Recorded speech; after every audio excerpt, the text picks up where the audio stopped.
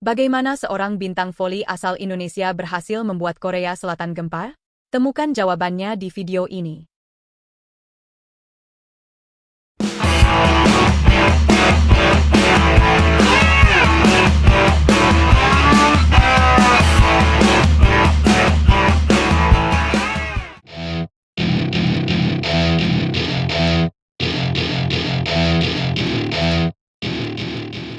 Halo, Sobat Voli. Kalian pasti sudah mendengar nama Megawati Hangestri, bukan? Ya, bintang voli asal Indonesia ini kembali mencuri perhatian, tapi kali ini bukan hanya di tanah air, melainkan juga di Korea Selatan. Menjelang dimulainya Liga Voli Korea atau yang dikenal dengan V-League serta KOFO Cup 2024, media Korea Selatan mulai ramai membicarakan sosok Megawati. Pemain yang bisa bermain sebagai opposite hitter dan outside hitter ini telah resmi bergabung dengan klub Red Sparks untuk musim 2023-2024. Dan siapa sangka, kehadirannya di negeri ginseng ternyata mengundang antusiasme yang luar biasa, tidak hanya dari para penggemar voli di Korea, tapi juga dari luar negeri. Lalu, apa yang membuat Megawati begitu istimewa?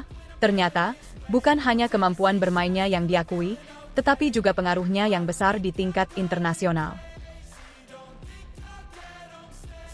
Pada Kamis, 22 Agustus, media Korea News 1 mengabarkan bahwa Federasi Voli Korea, atau KOFO, baru saja menandatangani kontrak hak siar internasional dengan GAD Sports.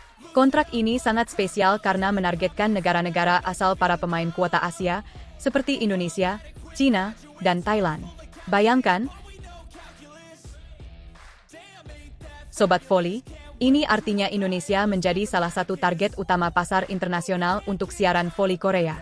Negara kita masuk dalam daftar yang penting karena kita memiliki pemain-pemain berbakat seperti Megawati Hangestri. Selain Megawati, ada juga Wipawe Srithong dari Thailand dan Yus Hang dari Cina yang akan turut berkompetisi di V-League Korea. Kontrak eksklusif ini berlaku selama 3 musim, mulai dari 2024 hingga 2027, mencakup siaran langsung dan rekaman pertandingan KOFO Cup, V-League regular season, hingga post-season. Media Korea menyebut bahwa Megawati akan menjadi salah satu pemain yang paling disorot dalam siaran internasional ini. Wow, sebuah kebanggaan yang luar biasa, bukan? Kehadiran Megawati di lapangan tidak hanya meningkatkan daya saing V-League Korea, tetapi juga membawa dampak positif terhadap eksposur global KOFO. Bayangkan, Sobat Voli, semakin banyaknya penonton dari berbagai negara yang akan menyaksikan aksi Megawati dan pemain asing lainnya, membuat V-League Korea semakin dikenal di dunia internasional. Ini juga membuktikan bahwa popularitas pemain kuota Asia, seperti Megawati, terus berkembang dan membawa nama baik untuk negara kita, Indonesia. Dengan kontrak hak siar ini, KOFO menunjukkan komitmennya untuk mempromosikan olahraga voli, tidak hanya di Korea tetapi juga di pasar Asia yang terus berkembang.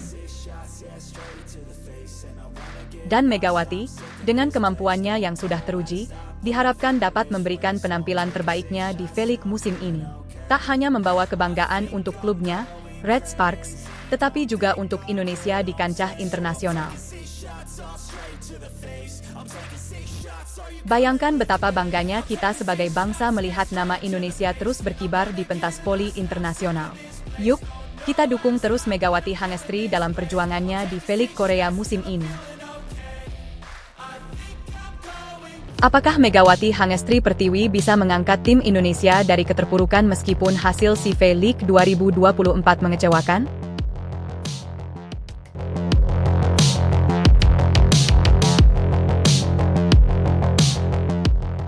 Selamat datang di channel kami, teman-teman. Di video kali ini, kita akan membahas momen-momen mengejutkan dari V-League 2024 dan khususnya sorotan utama dari bintang tim voli putri Indonesia, Megawati Hangestri Pertiwi. Apa yang terjadi dengan tim merah putih di turnamen ini? Kenapa meskipun ada Megawati, hasilnya masih kurang memuaskan? Ayo, kita ulas bersama. Pada tanggal 11 Agustus 2024, V-League 2024 resmi berakhir di Chachae Hall, Nahon Ratchasima, Thailand. Kompetisi yang bergengsi ini membawa banyak harapan bagi tim voli putri Indonesia. Namun, kenyataannya, hasil yang diraih oleh tim kita tidak sesuai harapan. Mengapa bisa begitu? Mari kita lihat lebih dalam.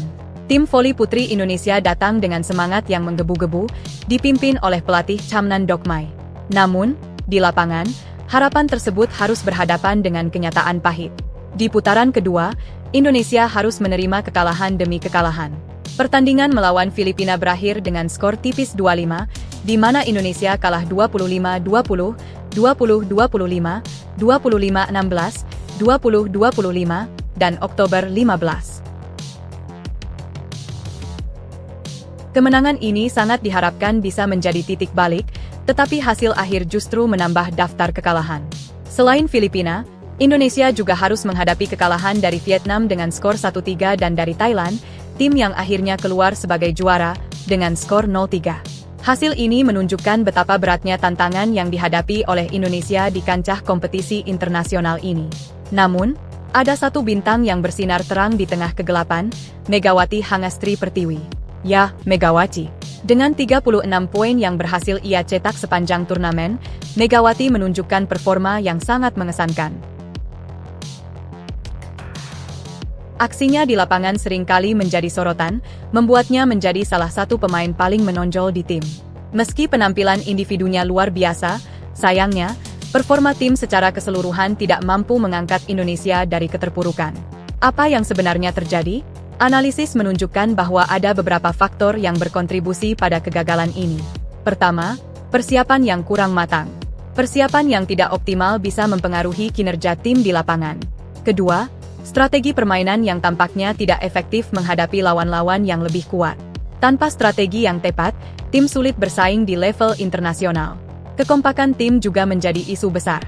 Meskipun ada pemain-pemain berbakat seperti Megawati, keberhasilan dalam voli membutuhkan kerjasama yang solid antar anggota tim.